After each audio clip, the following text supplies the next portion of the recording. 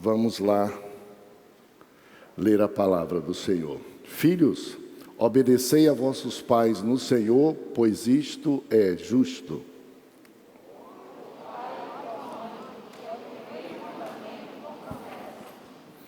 Para que te vá bem e sejas de longa vida sobre a terra.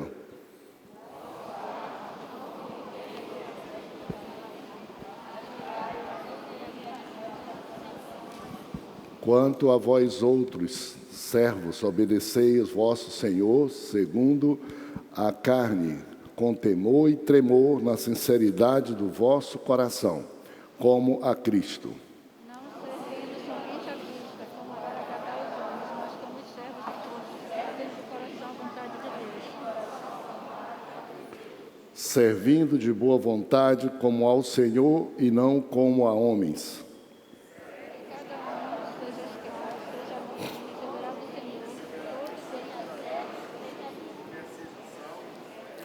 E vós, senhores, de igual modo procedei para com eles, deixando as ameaças, sabendo que o Senhor, tanto deles quanto vosso, está nos céus e que para com ele não há acepção de pessoas.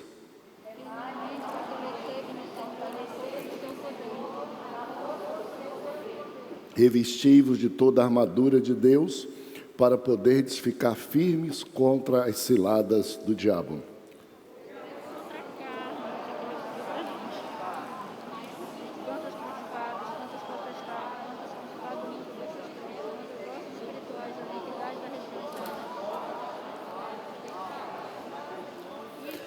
Portanto, tomai toda a armadura de Deus, para que possais resistir no dia mau, e depois de terdes vencido tudo, permanecer inabalável.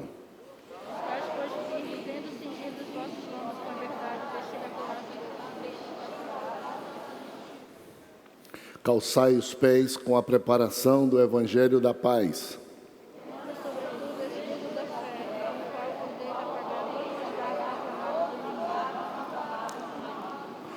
Tomai também o capacete da salvação e a espada do Espírito, que é a palavra de Deus.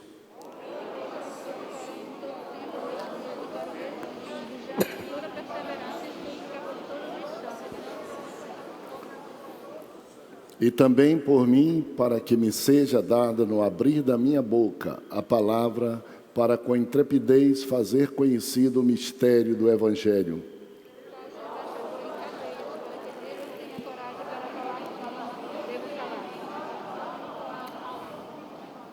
E para que saibais também a meu respeito e o que faço, de tudo vos informará Tíquico, o irmão amado e fiel ministro do Senhor.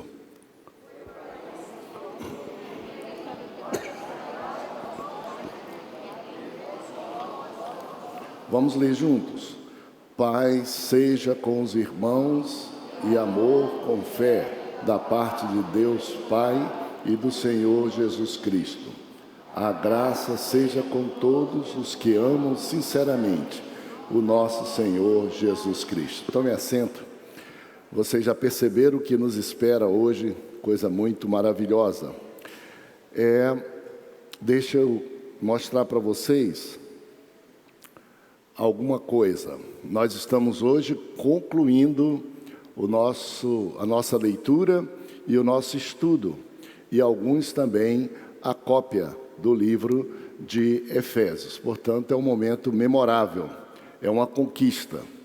É provável que há pessoas aqui que nunca antes leram integralmente esse livro. Me dá um pouquinho menos de som aqui para mim. É provável. E aqui nós tivemos a chance de ler, estudar e copiar. E concluímos quão importante é esse livro. Se Deus quiser, no próximo domingo, nós estaremos tratando de Filemão, que é uma epístola de capítulo único. E aí nós estaremos completando essa nossa série de leitura e de estudos. E vamos então entrar no mês de julho. E o mês de julho nos espera, vocês já sabem, até o próximo domingo. Já estará à disposição de todos nós, nosso manual, nossa revista, olhe só o que nos espera a partir do mês de julho. Espera-nos o estudo de Ruth e Esther. Muito bom. A gente vai ler, vai estudar e, claro, os que quiserem aproveitar, Ruth e Esther, até com 2 versículos por dia, você escrevendo, ao final, você terá todos esses 2 livros escritos. E aí nós estaremos completando 6 livros da Bíblia, lido, estudado e quem quiser também copiado. E se Jesus não voltar antes, no último trimestre, nós estaremos estudando o livro de Mateus, que é um livro bem grande, 28 capítulos. E o livro de Mateus nós vamos estudar, concluindo o nosso ano. Teremos estudado e lido 7 livros da Bíblia. Sobre o livro de Mateus tem uma curiosidade muito interessante. Quem está escrevendo o comentário do livro de Mateus, quem escreveu é o nosso irmão, o nosso pastor Itamar. Eu chamo sempre de Itamar, Fernandes. E o nosso irmão Itamar Fernandes, tinha até uma foto dele aí, eu acho que todos vocês conhecem. Ele começou e escreveu enquanto era juiz. E agora ele é desembargador. Desembargador. Ou seja, ele chegou no ápice da carreira jurídica aqui nessa esfera. Restando daí para frente, só alguma coisa que seja lá para Brasília, como o Superior Tribunal do Trabalho ou o Superior ou Supremo Tribunal. Então, que coisa maravilhosa, aqui sentado conosco, pessoas que gostam como nós gostamos de ler, de estudar a Bíblia Sagrada. Muito bem. Coloca para mim, por favor, a capa de nosso estudo. Vocês já desconfiaram? A capa. Já desconfiaram que a capa do nosso manual foi inspirada em qual capítulo da Bíblia? Em qual capítulo? Foi Gálatas, Efésios ou Filemão? Efésios. E qual capítulo? Esse capítulo. Olha só que coisa aí. Está aí o escudo da fé e os dardos de fogo incendiários com o qual o escudo da fé nos dá garantia de plena defesa. Isso é realmente algo maravilhoso. E para que você já tenha uma noção geral e se acostume, nós vamos então começar, e aí vem a página da nossa revista, que é a página de número 71, a lição de número 12, para os que têm o manual, que é realmente um trunfo a gente fazendo uma coleção, não é, de comentários da Bíblia que a gente vai lendo e vai estudando em casa, e ao final, você poderá ter uma bonita enciclopédia. Olha só, aqui está, lá em casa eu tenho, olha, coleção completa. Quando me vem alguma dúvida, eu lembro que eu li, estudei, eu vou lá, abro e já tenho em cima da hora. E também para os meus parentes, para os meus filhos, para a minha família, quando eles querem alguma coisa, eu vou lá e abro. Por exemplo, se Deus quiser, sábado agora nós vamos ter a assembleia convencional nossa, onde se separam obreiros, pastores, evangelistas. E para esses irmãos, a gente chegou no nível que a gente pede para eles que eles peguem e leiam o livro de 1 Timóteo, 2 Timóteo, não é? E Tito, que são os livros, epístolas pastorais, para eles lerem na Bíblia, e a gente pega e diz assim: você estudou na igreja já conosco? Se ele não estudou, a gente pega e diz: vai aí embaixo, compra a revista da escola dominical, de Timóteo, Tito, e estuda. E quando você tiver lido na Bíblia e lido na revista, você então vai e copia Timóteo e Tito e volta com a gente e entrega para a gente dizendo: está aqui, eu estou preparado do que depende da Bíblia e que depende do meu, eu gosto da Bíblia e fica faltando um pouquinho só de treinamento. Olha o valor de tudo quanto nós estamos fazendo. Vamos então ao esboço direto do nosso estudo de hoje. Vejam que nós estamos aí no último capítulo da Bíblia, de Efésios, que é o capítulo de número 6. E, claro, o escritor escolheu um título para esse capítulo, que sintetize bem esse capítulo. Vamos todos recitar juntos. O título da nossa lição de hoje é...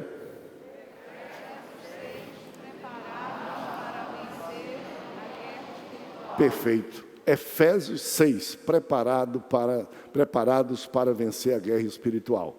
Já descobrimos então que tem 24 versículos, nós lemos todos, e a gente sempre escolhe um versículo que sintetize. Tem vezes que tem mais de um que serve para isso, e você, quando lê, diz assim: se fosse eu escolheria esse. Parabéns que você está pensando bem. Nesse caso, aqui, o nosso comentarista, escritor, ele escolheu como texto áureo. Vamos citar juntos, texto áureo.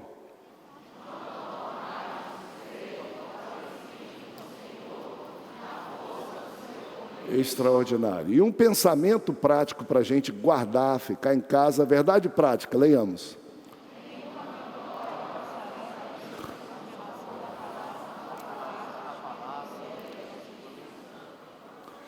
Como vocês percebem aqui, a gente sabia que ia chegar pertinho da festa. E olha aí o nosso tema colocado: nenhuma vitória alcançaremos se não for pela ação da palavra, no poder do Espírito Santo em nossas vidas. E alguém pode dizer: forçou a barra. Não é bom para esse capítulo. Quem foi que disse? Tomando a espada do Espírito, que é a palavra de Deus. Olha aí. Palavra de Deus. E nenhuma das nossas lutas é contra sangue e carne, mas é contra potestades, seres espirituais. Por isso, guerra espiritual. E guerra espiritual a gente vence guiado pela Bíblia e pelo Espírito Santo, que são as nossas armas. Espada do Espírito. Aliás, eu estava hoje pela manhã pensando nisso. Primeiro versículo que eu vejo, em duas palavrinhas, os dois elementos do nosso estudo. Nem em outro lugar a gente diz assim: pela Bíblia e pelo Espírito Santo. Aqui Paulo parece que estava prevendo tudo e disse assim: espada do Espírito. Não se separa Bíblia do Espírito e nem se separa Espírito da Bíblia. É a espada do Espírito, guiados pela Bíblia e pelo Espírito Santo. Louvado seja o nome do Senhor. E aí, meus irmãos, 3 pontinhos rápidos e bonitos. Relação filhos e pais, verso de 1 a 4. Servos e senhores, 5 a 9. E guerra espiritual, 10 a 24. Assim está organizado esse capítulo. Esse capítulo é um capítulo fácil. Ele está muito bem organizado já na Bíblia, como você está. E a gente procura ficar como a Bíblia está. Nossa teologia bíblica, não é sistemática, não emenda. A gente vai e a gente procura descobrir como é que estava a cabeça do escritor e a direção do Espírito Santo para fazer essas coisas serem escritas na ordem que elas estão, e que ensinamento é que tem para nos dar. O primeiro, então, aspecto nosso aqui é família. Nós estudamos no domingo passado, no capítulo 5, nós estudamos sobre o esposo e a esposa, ou o marido e a mulher. E lá nós dissemos que Paulo disse que isso é um certo mistério, e é verdade. Como é que predomina no mundo o amor e o casamento, atenção, que dá certo. Há um movimento diabólico, satânico da imprensa contra a família e contra o casamento, querendo fazer-nos acreditar que ele não tem potencial de dar certo.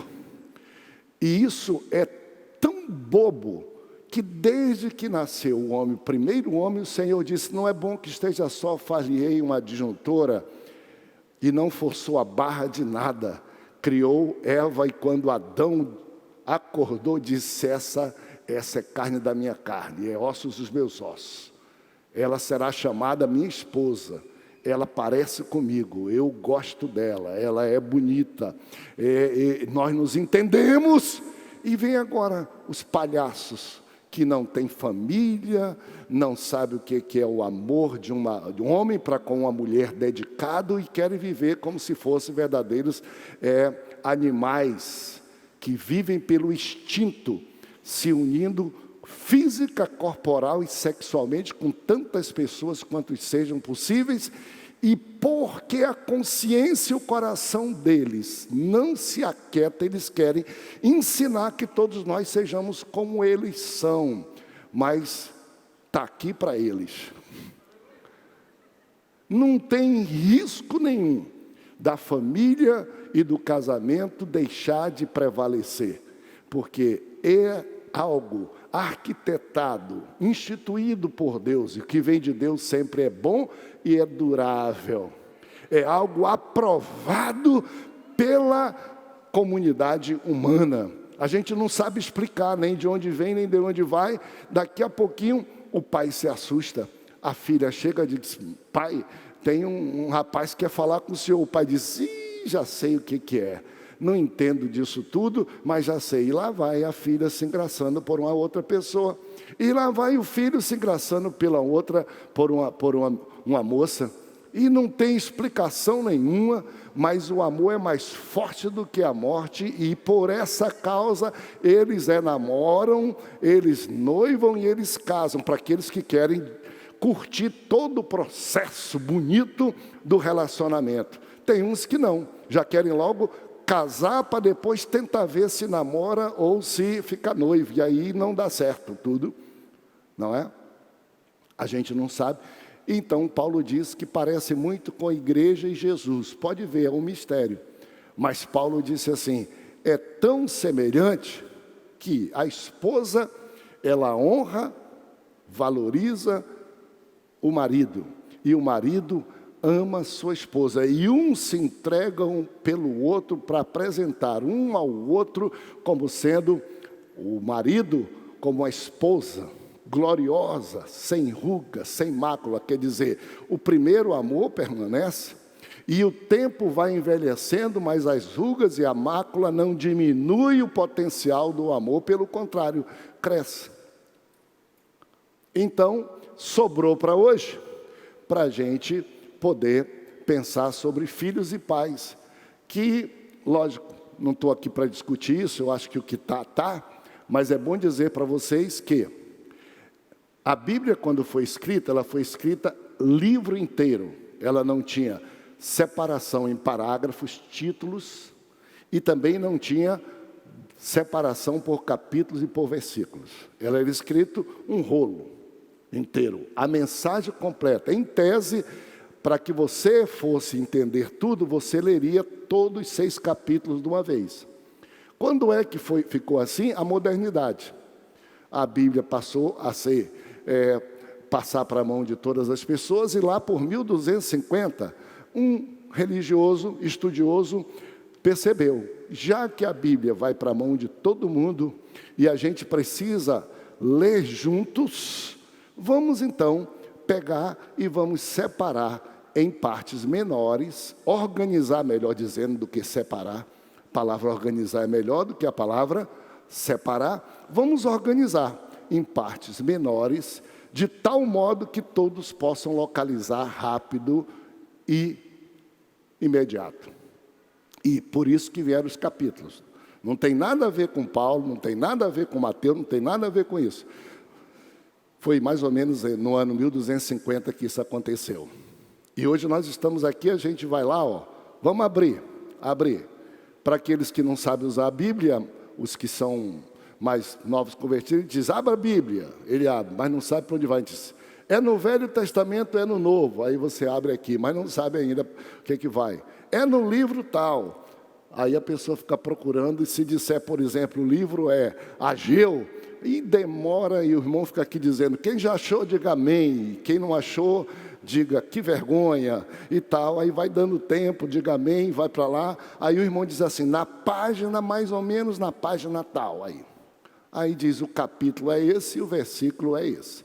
Nesse caso específico, a gente sente claramente que essa parte do texto, ela tinha que estar no capítulo 5. Porque lá falou de esposo, falou de esposa, falou da família. Ficaria mais fácil a gente ter estudado já no domingo passado.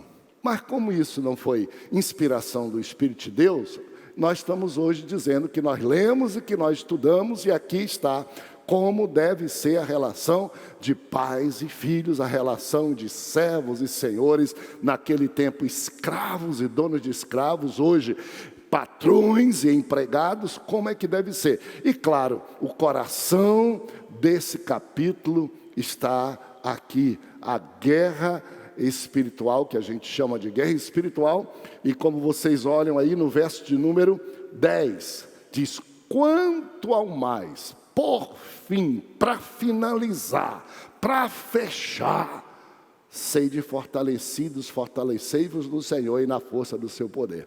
Esse é o fecho desse livro, que Paulo diz, aí ele vai dizendo, olha, vocês vão ficar firmes definitivamente, eu vou dar algumas explicações para vocês sobre isso, dizendo inclusive que nossa luta não é dentro da família, nossa luta total não é dentro do trabalho, nossa luta total não é de um bairro com o outro, de uma cor com a outra, de uma cultura com a outra, não. Nós temos que estar atentos e vigilantes, porque a nossa luta é uma luta que tem origem espiritual.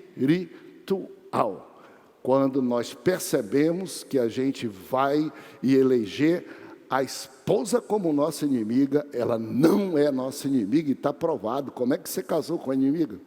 Como é que você amou a inimiga? Como é que já faz 50 anos você descobriu só agora? Que o marido não é o inimigo. É seu amigo, você amou, você namorou, você casou.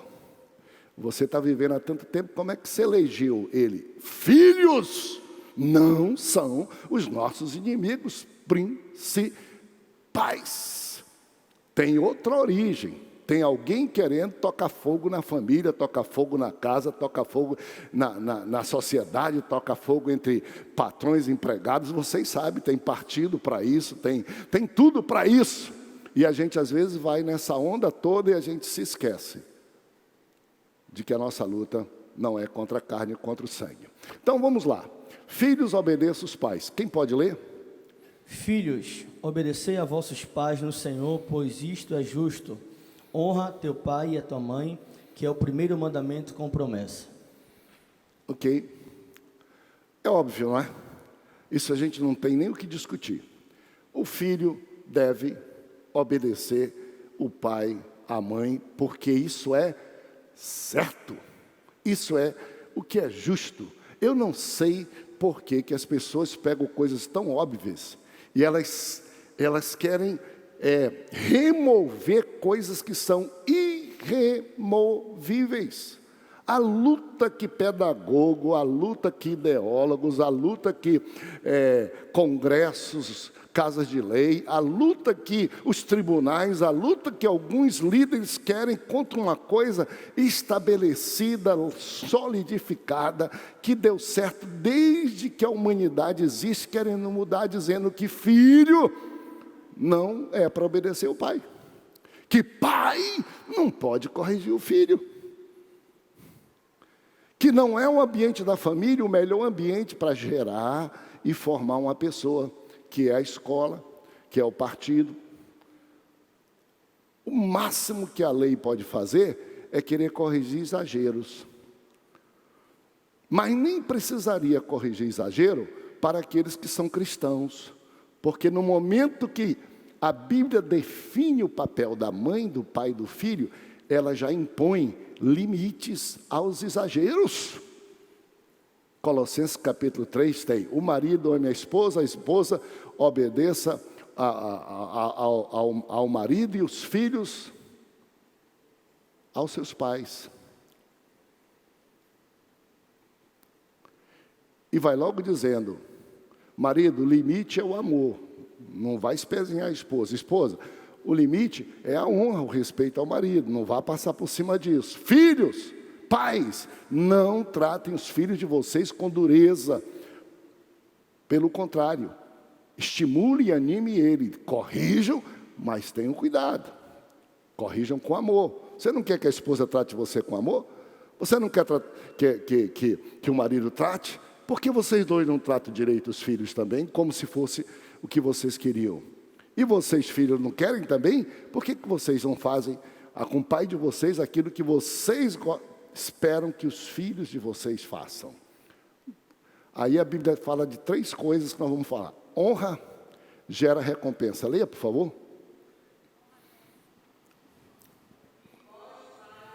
Não provoqueis vossos filhos a ira, mas criai-os na disciplina e na admoestação do Senhor. Ótimo. E o 3, leia para mim, você leu o 4. Para que te vá bem e sejas de longa vida sobre a terra. Há 3 estímulos aqui colocados pela Bíblia para os filhos. Primeiro estímulo, olha só. Filhos, obedeçam os vossos pais no Senhor, pois isso é certo, isso é justo, isso é liquidado, não tem outra fórmula, é certo, é justo. Portanto, crente ou não crente, e aí é o problema de quem é crente, porque às vezes o descrente obedece e o crente, porque é crente, desobedece. Esqueça isso, isso aqui não é regra só para crente não.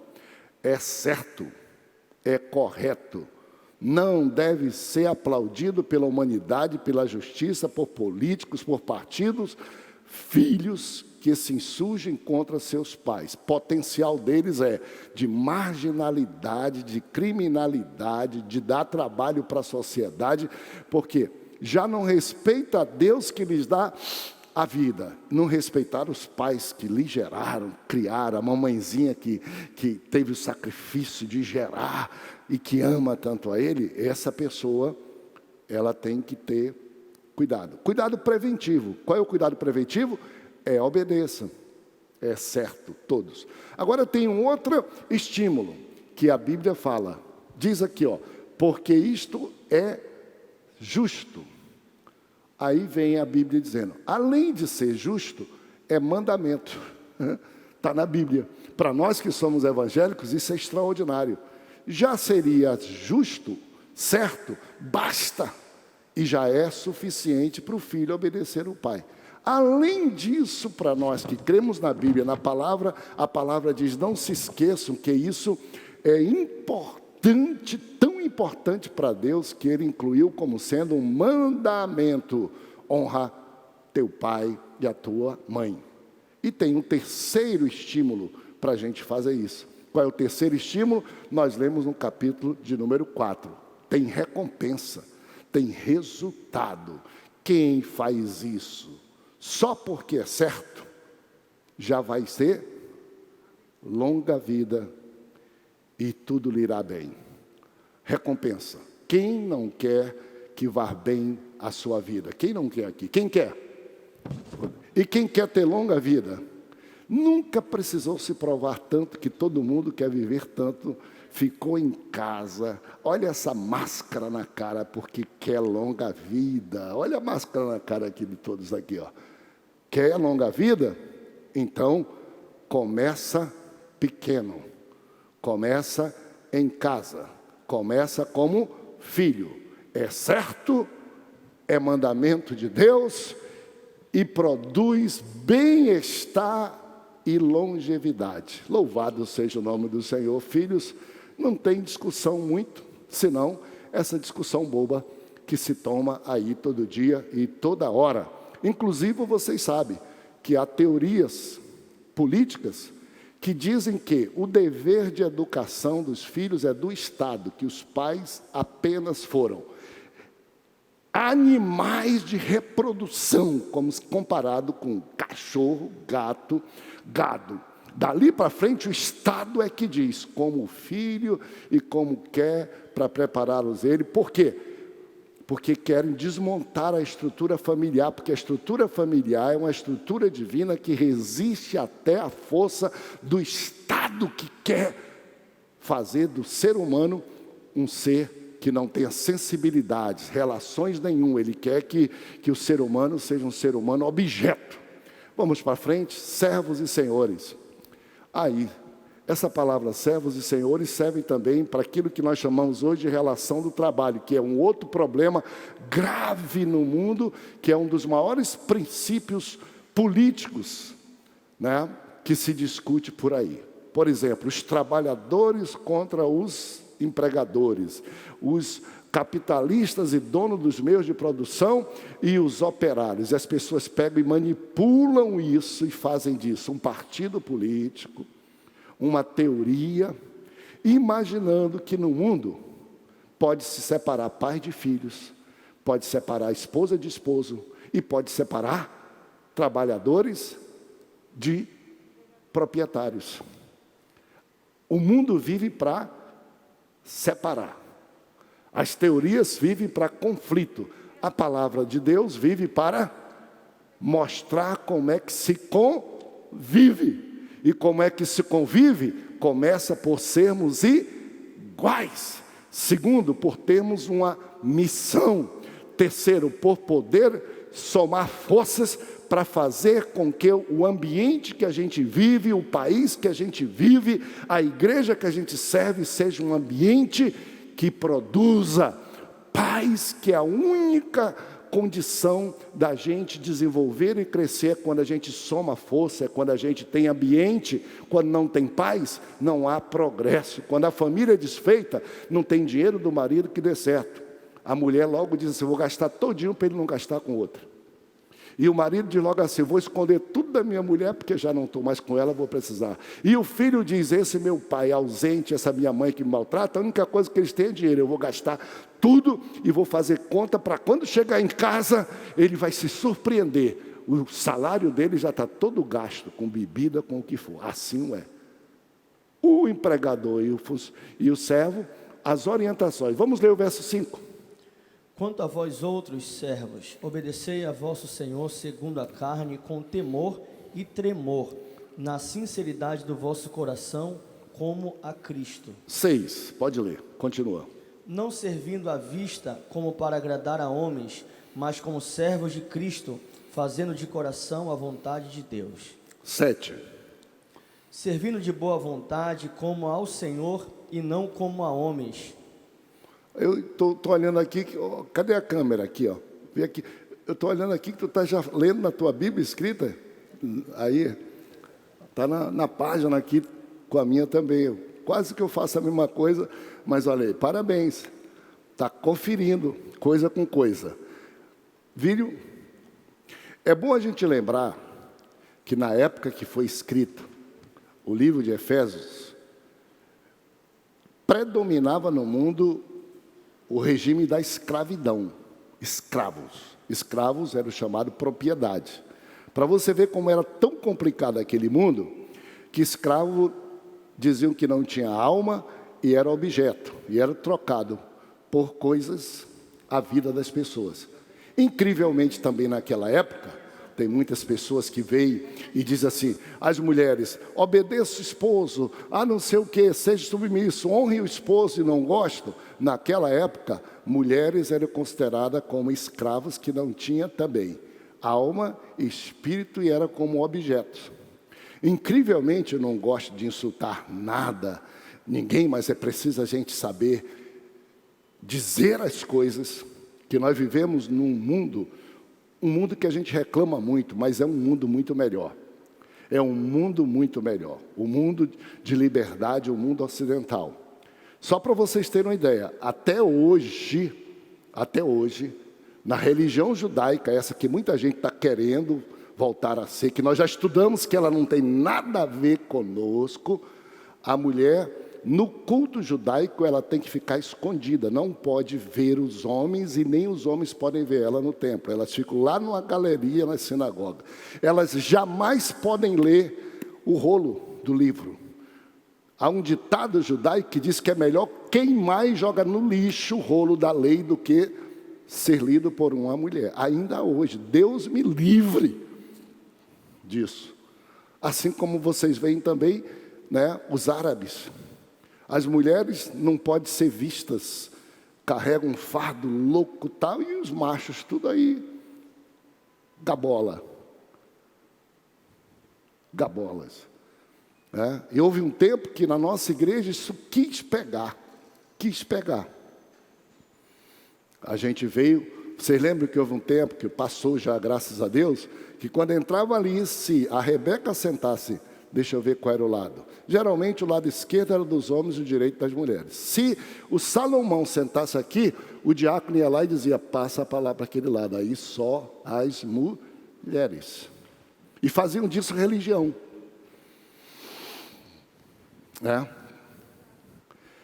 Tem um vídeo aqui que vocês devem estar vendo, de uma senhora muito idosa, a irmã Raquel Moura. Ela escrevendo a Bíblia, ela que fecha o nosso vídeo dizendo, eu também. Ela é esposa do nosso saudoso pastor Eurico Moura, que era um homem antigo, mas um homem que observava muitas coisas. E um dia nós estávamos conversando um pouco sobre a nossa história e tudo. Ele disse, pastor Samuel, deixa eu lhe explicar uma coisa. E eu participei e vi isso. O senhor sabe como é que começou na Assembleia de Deus separar mulheres de homens? Eu digo, não. Eu imagino que é da religião judaica, alguma coisa assim. Ele disse, não, pastor. É que as pessoas às vezes pegam e divinizam algumas coisas. Sabe o que era? Naquele tempo, todo mundo usava chapéu. A maioria das pessoas. E as mulheres, então, o chapelão delas era desse tamanho. E o protocolo daquele tempo dentro de lugar fechado, homem não deve usar chapéu. Então, eles tiravam o chapéu e deixavam lá ou colocavam na mão. Mas o protocolo era, damas e senhoras, não, elas podem e devem e podem usar chapéu. Isso pode ser por causa do véu, outro não diz isso. No caso dele, um dia teve um problema. As mulheres vinham com aquele chapéuzão parecendo mexicano e elas fechavam que ninguém podia ver o pastor. Porque um chapéu se encontrava com o outro e os homens ficavam assim para ver o pastor, ou tira o chapéu ou nada. Então, fizeram uma reunião e disseram, olha, já que vocês se incomodam, e mulher muito menos, resolve entre elas tudo, vamos fazer assim. Vamos deixar as mulheres com o chapéu de um lado e vamos deixar os homens livres do outro. Eles podem ver e as mulheres sabem conviver muito bem. Ou seja, foi um passo de progresso para respeitar o direito da mulher e o direito do homem, não um passo de repressão. Mas depois foi feito como repressão. Certíssimo. Então, vamos lá. Servos e senhores. Eu vou citar um verso da Bíblia para vocês, que não está, e eu não faço muito disso, mas Provérbios capítulo 22, verso 29. Esse verso está na minha cabeça o tempo todo. Se tiver aí, pode colocar. Olha o que diz esse verso. Se tiver, coloca aqui. Provérbios 22 e 29. É raro eu fazer isso. Vês a um homem perito na sua obra, perante rei será posto, e não entre os comuns. Pode tirar de volta. Volta. Gente, crentes, irmãos, a maior oportunidade do mundo para evangélicos se abriu nessa pandemia. A maior oportunidade de emprego. Deixa eu dizer para vocês uma coisa. Se 14% de toda a população tiver desempregado, de crente tem que ser menos. Tem que ser 7%. Por quê? Porque o crente, além de ser um profissional, além de querer saber que ele depende daquele trabalho para poder viver do seu salário, além disso tudo, ele sabe que o que ele faz tem recompensa no céu. Se o patrão não pagar aqui, vai pagar o que precisa pagar, mas ele ainda sobra recompensa no céu, que a Bíblia diz. E o crente deve fazer as coisas, está escrita, faça com coração, com prazer. Faça bem feito. Mas eu vou dizer para vocês uma coisa, tem crente que é pior do que o incrédulo no trabalho que ele faz. Incrivelmente me dói no coração, às vezes conversando com algum irmão nosso aqui, eu vou dizer, meu irmão, tem um irmão que está desempregado, uma irmã, ele diz assim, pastor, crente não vem trabalhar mais aqui não. O crente diz do crente. Por quê? Ele se aproveita de mim, ele falta toda vez, ele diz que está na igreja, ele diz que está no ciclo de oração, ele não cumpre horário, é o pior. Então, toma na cara, fica desempregado, miserável.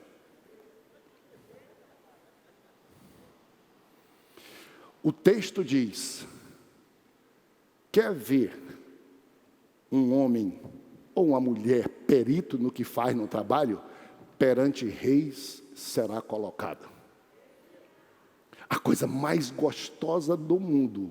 E tem mais, crente ou descrente, porque a gente aguenta o crente porque é irmão, mas aguenta um pouco. Mas se o crente não for diligente, um dia vai perder o emprego para um incrédulo que é diligente. Porque na relação de trabalho, patrão é quem faz com o coração, quem acredita que fazendo aquilo está ajudando a empresa a crescer e segurar o seu trabalho, é quem ganha. E essa história de que crente tem que se revoltar, tem que não sei o quê, tem que fazer aquilo, a gente procura. Aqui na igreja, nós temos alguns problemas. Às vezes, assim, interessante essa pessoa, quando é incrédula lá, ela trabalha direito. Quando vem para a igreja, preguiçosa, faz tudo errado. Vocês deveriam dizer assim, interessante esse pastor, ele não é um pastor diligente. Por exemplo, chegam no templo, o templo está todo sujo, o templo está todo feio. Esse templo aqui tem 40 anos. Olha aqui, eu quando chego aqui nesse templo, se eu ver um papel, eu pego e junto. Se eu ver um chiclete, eu paro e junto. Se eu tenho um culto, eu chego na hora. Se o culto não é estendido demais, eu fico até o fim. Interessante que no emprego você faz tudo isso. Quando é na igreja para Deus ou no emprego tudo, azar. A igreja que se lasque. Como é que a igreja vai crescer? Como é que nós vamos alcançar os outros? Se temos que ter a bênção de Deus, mas temos que produzir através do nosso trabalho porque a empresa, ela não cresce só pagando salário, ela cresce do lucro que patrão e empregado juntos produzem para investir, para criar mais emprego, senão ela vai quebrar. E a igreja, a bênção de Deus e nossa dedicação. Se eu fizer para Deus só o que eu faço para o homem, a igreja vai ficar igual a uma empresa ruim. Se eu fizer para Deus de boa vontade mais do que eu faria para o homem, a igreja terá a possibilidade de crescer mais do que uma empresa. E é para isso que ela existe. Não é só a bênção de Deus. Do outro lado, existe servente que ganha mais do que o outro. Existe mestre de obra, pedreiro, que ganha mais do que o outro. E quem observa um bom trabalhador, não perde ele. Não tem tempo ruim. Não falta trabalho para um bom trabalhador e uma boa trabalhadora. E ele chega a lugares onde não se chega, pelo trabalho que tem. Vá na casa dos presidentes, na casa de governadores e tal, está a imagem de Nazaré, eles não gostam de crente, mas a empregada é salva. Não gosto de crente, mas o motorista é crente. Não gostam de crente, mas o segurança é crente. Porque o homem diligente, a mulher naquilo que faz, vai ser colocado perante reis. Pelo trabalho, pela dedicação, pelo sorriso que ele tem, assim o é. E claro que os patrões não usam o dinheiro e nem usam a autoridade para espoliar o trabalhador. Pague o que é justo, faça o que é direito. Não pense que você é maior. Diz a Bíblia que diante de Deus todos somos um só, e que todos responderemos, não é para o tribunal do trabalho, perante Deus, o que fazemos em relação a outras pessoas. Fique em pé comigo. Por fim, a guerra espiritual. Observe bem na Bíblia, começa no verso 10. Quanto ao mais, para finalizar, ao fim desta carta, olha o que eu tenho para dizer para vocês. Isso é que a palavra diz. Coloca, por favor, para mim. Vejam bem aqui, ó. Guerra espiritual. O inimigo número 1, principados e potestades, toda a armadura de Deus. A síntese disso. Tá? O verso de número, antes que você coloque, veja comigo o verso de número 19. Se for possível, veja na Bíblia sua, não precisa colocar aqui não. Olha só o verso 19, o verso 20, 19 e 20. Com toda oração e súplica, também por mim, para que me seja dada ao abrir da minha boca palavra com intrepidez, para fazer conhecido o mistério do Evangelho. Atenção, verso 20, pelo qual sou embaixador em cadeias, para que em Cristo eu seja ousado em falar como me cumpre fazer. Embaixador em cadeias. Lembra que o primeiro versículo diz, eu prisioneiro de Cristo.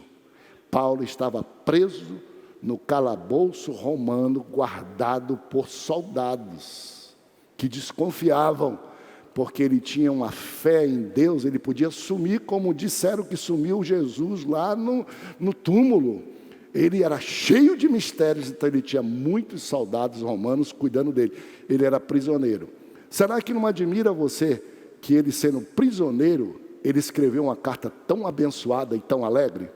Será que não admira você que ele, sendo prisioneiro, ele diz, eu estou aqui como embaixador, eu tenho uma missão aqui nesse lugar, eu não estou por acaso, não é César que me segura aqui não, eu vivo para Deus, eu só morro quando Deus quer, eu só vou quando Deus quer e quando Deus permite, eu sou embaixador, e enquanto eu estiver aqui na prisão, não mudou a minha missão, orem por mim para que eu seja ousado em falar. Será que não? Agora, coloca para mim, por favor, a foto. Aqui, eu disse para vocês que a capa da revista tinha muito a ver com isso.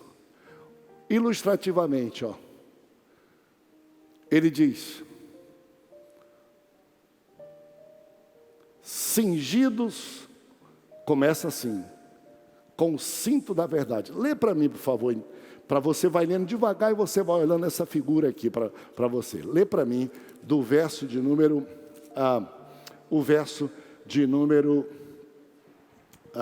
14. Por favor, vai lendo aí, devagarzinho. Olha só, fica olhando aí e ouça a voz. 14, pode ler. Estai, pois, firmes, cingindo-vos com a verdade. Devagarzinho, vai com calma, vá já. Cingindo com a verdade, cinto da verdade. E vestindo-vos da couraça da justiça. Couraça da justiça. Calçai os pés com a preparação do Evangelho da paz. Preparação do Evangelho da paz. Embraçando sempre o escudo da fé. Escudo da fé. Com o qual podereis apagar todos os dardos inflamados do maligno. Tomai também o capacete da salvação. E a espada do Espírito. E a espada do Espírito. Que é a palavra de Deus. Que é a palavra de Deus. Coloca aquela outra foto mais bonita para a gente terminar. Aquela mais bonita que não dá. Essa daí, mas... tá aí, essa daí tá meia guerreira demais. Aquela outra também tá bonita, tá bom, para você. Só que o apóstolo Paulo diz, volta para aquela outra mais simples, que é melhor. Ele diz assim, escutem, a nossa luta não é contra a carne ou contra o sangue. Vocês já sabiam disso, né? Não é contra a carne e contra o sangue. A nossa luta é contra principados, potestades, inimigo. E o inimigo número 1 é Satanás. Capítulo 6, o verso número 11, está dito de cara. Quanto ao mais, sede fortalecidos no Senhor, na força do seu poder, revestivos de toda a armadura de Deus, para poder ficar firme contra as ciladas do diabo. Ele é nosso adversário principal. Ele não fica feliz com tua alegria, ele não fica feliz com teu enlevo espiritual, ele não está feliz que está dizendo assim: eu vou celebrar 110 anos da igreja da minha fé. Ele não quer, ele quer te derrubar. E aí ele usa todos os instrumentos que você quiser. Não brigue contra a pessoa só, não brigue contra seu marido, contra sua mulher só. Pense, o que é que o diabo está querendo fazer nisso? E aí o Senhor diz assim: olha as armaduras que você tem. Olha o soldado romano. Paulo estava preso, estava o soldado romano, bonito. Tem aquela primeira, mesmo que não seja nítida, coloca para mim, por favor. E ele estava vendo o soldado romano, a perfeição do soldado romano na frente dele. E o Espírito Santo, a outra que diz que não tem nitidez, isso. E o Espírito Santo revelou para ele, diz: assim é o meu servo e a minha serva. Assim vai ser minha igreja em Belém nos 110 anos. Desse jeito que está esse soldado aí. Eu não consigo nem saber quem ele é, porque o que está aparecendo é o poderio de Roma. O diabo não precisa nem ver ele, porque o que aparece é o poder de Deus nele. E ele vai contra ele, mas não pode. Por quê? Porque ele está com o cinto da verdade, couraça da justiça, pés com preparação da paz, evangelho da paz, escudo da fé, capacete da salvação e a espada do Espírito, guiados pelo Espírito, pela Bíblia e pelo Espírito Santo. É isso que se vê. E você diz, ele olhou o soldado romano e disse: interessante, ainda falta uma coisa aí, que ninguém viu. Ele olhou e disse: estou vendo uma brechinha aqui nos olhos, que dá para pegar.